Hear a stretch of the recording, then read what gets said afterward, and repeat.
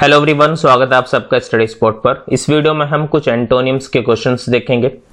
आप सभी को पहले खुद से ट्राई करना है और उसके बाद आंसर्स देखने हैं। अगर आप चैनल पर नए हैं तो चैनल को सब्सक्राइब भी ज़रूर कर लें और साथ ही साथ बेल आइकन भी प्रेस कर लें। इस वीडियो के अंदर हम 29 क्वेश्चंस देखेंगे। आप सभी को खुद से ट्राई करना है पहले, और वीडियो के एंड में मुझे बताना है कमेंट करके कि कितने क्वेश्चंस आपके ठीक हुए हैं।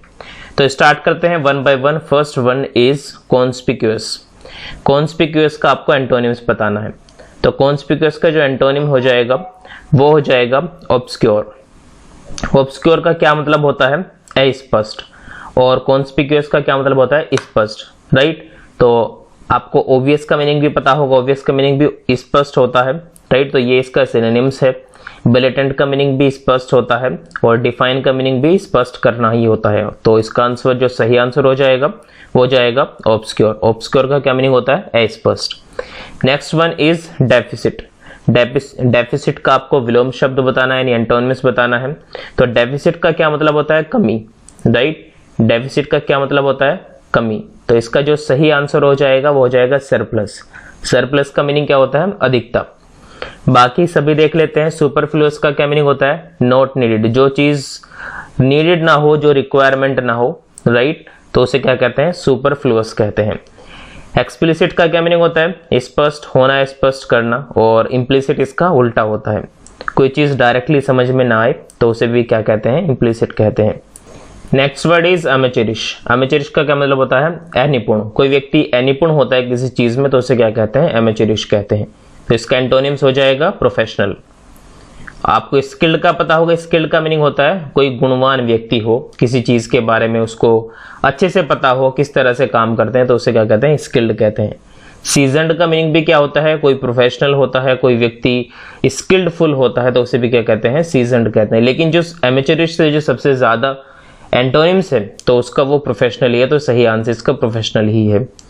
ट्रेंड का क्या मीनिंग होता है? जो व्यक्ति किसी चीज की ट्रेनिंग ले चुका हो, किसी चीज को करना जानता हो, किसी काम को करना जानता हो, तो उसे क्या कहते हैं? ट्रेंड कहते हैं। Next word is अमेनेबल। अमेनेबल का क्या मीनिंग होता है? जो व्यक्ति किसी चीज को मान लेता हो, एक्सेप्ट कर लेता हो, तो उसे क्या कहते हैं? अमेनेबल कहते हैं। यानी मानना किसी चीज को, किसी बात को मान लेना, तो उसे क्या कहते हैं? अमेनेबल कहते हैं। तो इसका जो एंटोनिम्स हो जाएगा वो हो जाएगा अनविलिंग। क्या हो जाएगा? अनविलिंग। अनविलिंग का क्या मतलब होता है? अनविलिंग का मतलब होता है किसी चीज को ना मानना, किसी चीज की चाहत ना रखना, तो उसे क्या कहते हैं? अनविलिंग कहते हैं। अनअटेंटिव का क्या मीनिंग होता है? अटेंटिव का आपको मीनिंग पता है, यानी किसी चीज पर अटेंशन पे करना। तो अनअटेंटिव का क्या मीनिंग हो जाएगा? लापरवाह, राइट। उसके बाद एक्यूसेंट का क्या मीनिंग होता है? इसका भी मीनिंग होता है मान लेना, किसी चीज को एक्सेप्ट कर लेना। डिस्ट्रस्टफुल, अविश्वसनीय। कोई व्यक्ति विश्वास करने लायक ना हो तो उसे आप क्या कहते हैं? डिस्ट्रस्टफुल कहते हैं। Next word is perfect. Perfect का आपको एंटोनिम्स बताना है। तो आप जानते हैं कि परफेक्ट का क्या मतलब होता है? परफेक्ट का मतलब होता है कोई भी चीज दोष रहित होती है, बहुत अच्छी होती है, तो हम उसे परफेक्ट बोल देते हैं, यानी जिसमें कोई भी कमी ना हो। सो डिफेक्ट का मीनिंग आपको पता है, जिसमें कोई ना कोई कमी हो, कोई दोष हो, तो उसे क्या कहते हैं? डिफेक्ट कहते हैं। कंप्लीट का क्या मतलब होता है? कंप्लीट का मतलब होता है कोई चीज पूरा हो, पूरी तरह से, तो उसे क्या कहते हैं? कंप्लीट कहते हैं। तो इसका जो एंटोनिम्स हो जाएगा वो हो जाएगा इम्परफेक्ट, राइट। सो जिस भी वर्ड के आगे इम लगा हुआ है वो उसका निगेटिव रूप होता है, राइट। तो परफेक्ट का जो एंटोनिम्स हो जाएगा वो हो जाएगा इम्परफेक्ट। तो इसका सही आंसर क्या हो जाएगा? इम्परफेक्ट। और अगली का आपको पता ही है, बदसूरत को हम क्या बोलते हैं? अगली बोलते हैं। Next word is augment. Augment का क्या मीनिंग होता है? ओजमेंट का आपको क्या बताना है? एंटोनिम्स बताना है। तो एंटोनिम्स क्या हो जाएगा इसका? डिक्रीज। एगमेंट का क्या मीनिंग होता है? किसी चीज में इंक्रीमेंट लाना, तो उसे क्या कहते हैं? ऑगमेंट कहते हैं। तो इसका एंटोनिम्स क्या हो जाएगा? डिक्रीज हो जाएगा। सप्लीमेंट का आपको पता है, किसी चीज में ऐड करने को आप क्या बोलते हैं? सप्लीमेंट बोलते हैं। जैसे प्रोटीन को भी आप सप्लीमेंट बोलते हैं, जिम में जाते हैं तो वहां पर क्या बोलते हैं? सप्लीमेंट बोलते हैं। तो इसका जो एंटोनिम्स हो जाएगा वो हो जाएगा डिक्रीज। इंक्रीज का आपको मीनिंग पता ही है, बढ़ावा देना, किसी चीज को बढ़ाना, तो उसे क्या कहते हैं? इंक्रीज कहते हैं। डिफेंड मीन्स रक्षा करना। नेक्स्ट वर्ड हो जाएगा एंटिक्वेटेड। एंटिक्वेटेड का मतलब होता है ओल्ड फैशन्ड, राइट। तो इसका जो आपको एंटोनिम्स ढूंढना है वो एंटोनिम्स क्या होगा? आप पहले खुद से सोचिए। जो एंटिक्वेटेड का एंटोनिम्स हो जाएगा मॉडर्न, राइट। एंटिक्वेटेड का जो एंटोनिम्स हो जाएगा वो हो जाएगा मॉडर्न, क्योंकि इसका मीनिंग क्या होता है? Old fashioned, right.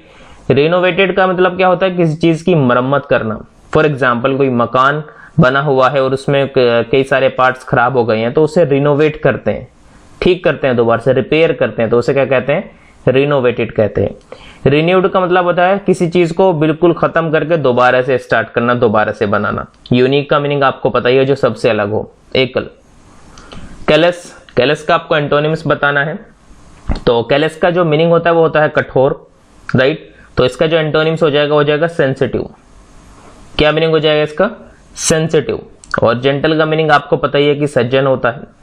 परसुएसिव का मीनिंग भी क्या होता है? कठोर ही होता है। और कैरिंग का मीनिंग क्या होता है? रक्षा करने वाला। Next word is garrulous. Garrulous का आपको एंटोनिम्स बताना है। आप पहले अपने आप से ट्राई कीजिए। गैरुलस का मतलब होता है बहुत ज्यादा बातूनी। जो व्यक्ति बातूनी होता है, बहुत ज्यादा बात करता है, तो उसे क्या कहते हैं? गैरुलस कहते हैं। तो इसका जो एंटोनिम हो जाएगा वो हो जाएगा क्वाइट, यानी चुप रहना। ग्रोसम का मतलब होता है भयंकर, बहुत ज्यादा खतरनाक। क्रिएटिव, रचनात्मक। एग्जैजरेट का मतलब होता है किसी चीज को बढ़ा चढ़ाकर बताना। Next word is evolve. Evolve का क्या मतलब होता है? विकसित करना या फिर शामिल होना किसी चीज में, राइट। तो इसका जो एंटोनिम हो जाएगा वो हो जाएगा विदहोल्ड, राइट। सस्पेंड का मतलब होता है निलंबित करना, राइट। स्टॉप का मतलब होता है रोकना। विड्रॉ का मतलब होता है निकालना, जैसे बैंक से भी विड्रॉ करते हैं, पैसे विड्रॉ करते हैं, तो ये वही विड्रॉ है। Next word is professional. Professional आप जानते ही हैं, कोई व्यक्ति किसी चीज में पेशेवर हो, राइट, तो उसे क्या कहते हैं? प्रोफेशनल कहते हैं। तो इसका एंटोनिम जो हो जाएगा वो जाएगा एमेचर। एमेचर का क्या मतलब होता है? शौकिया तौर पर किसी चीज को जब आप करते हैं तो उसे क्या कहते हैं? एमेचर कहते हैं। नोविस, कोई व्यक्ति किसी काम को सीख रहा है तो वो अगर पहली स्टेज पर है सीखने की, तो उसे क्या कहते हैं? नोविस कहते हैं। अप्रेंटिस, एक ऐसा व्यक्ति जो काम को सीखने के लिए थोड़े से पैसे ले रहा है, तो उसे क्या कहते हैं? अप्रेंटिस कहते हैं। डेबलर, वही जो व्यक्ति किसी चीज को बहुत ज्यादा प्यार करता है, ऐसा हॉबी रखता है, उसको सीखता है, करता है, तो उसे क्या कहते हैं? डेबलर कहते हैं। Next word is disparage.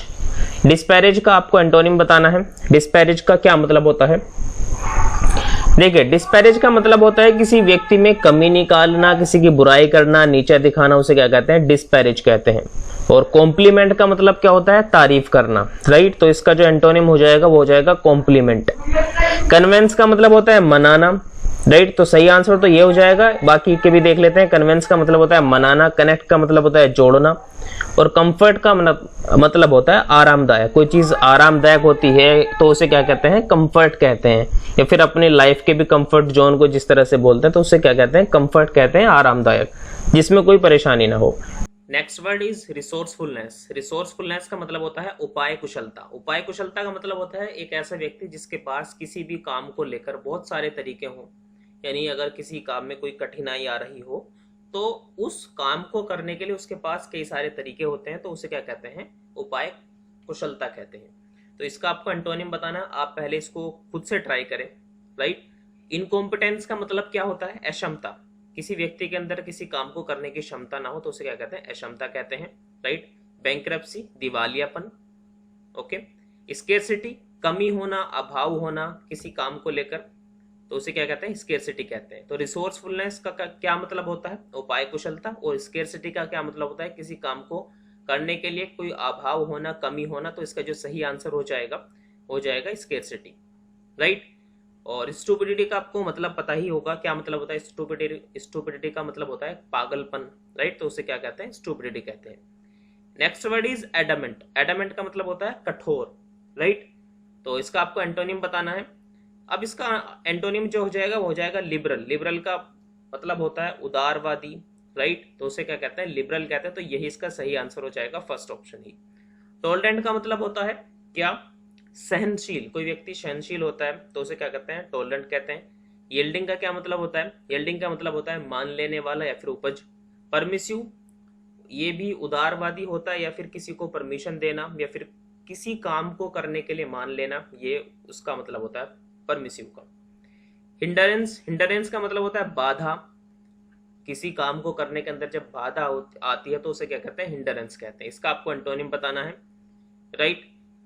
अब अप्रूवल का मतलब क्या होता है? अप्रूवल का मतलब होता है किसी काम को करने के लिए कोई परमिशन देना, राइट। तो उसे क्या कहते हैं? अप्रूवल कहते हैं। एप्रोबेशन, प्रशंसा करना। असिस्टेंस का मतलब होता है सहायक, सहायता।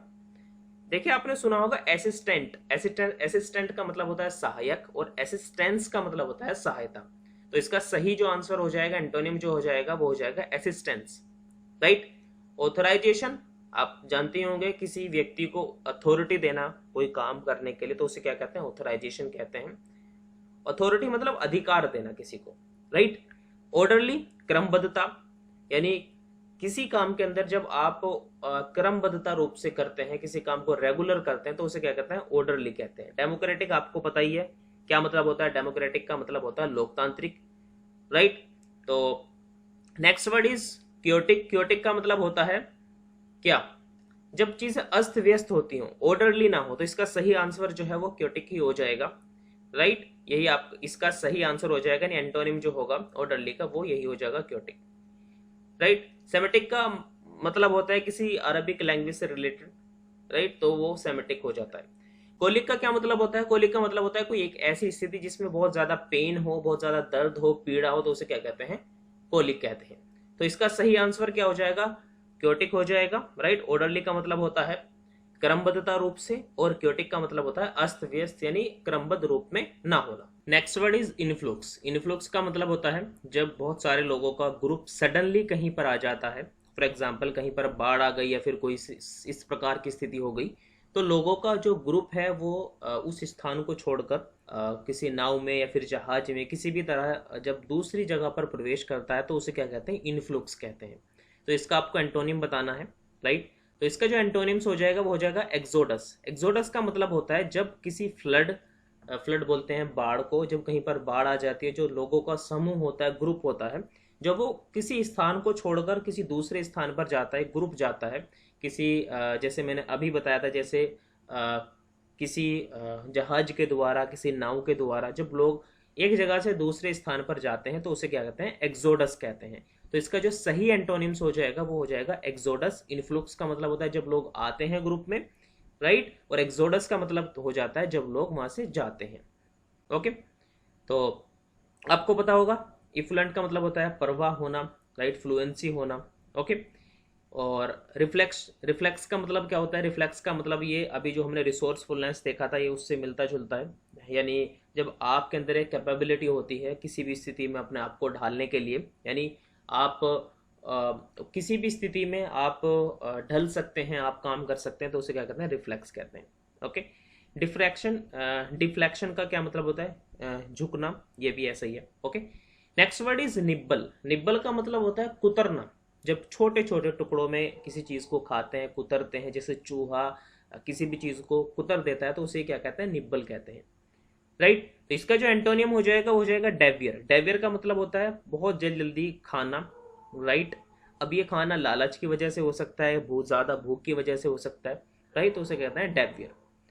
नेक्स्ट, तो इसका जो सही आंसर है वो भी डेवियर ही हो जाएगा, क्योंकि यहाँ पर होता है कुतरना, और इसका एंटोनिम जो हो जाएगा डेवियर। कंज्यूम का मतलब होता है उपभोग करना, जब आप खाना खाते हैं तो आप उसे कंज्यूम करते हैं, राइट।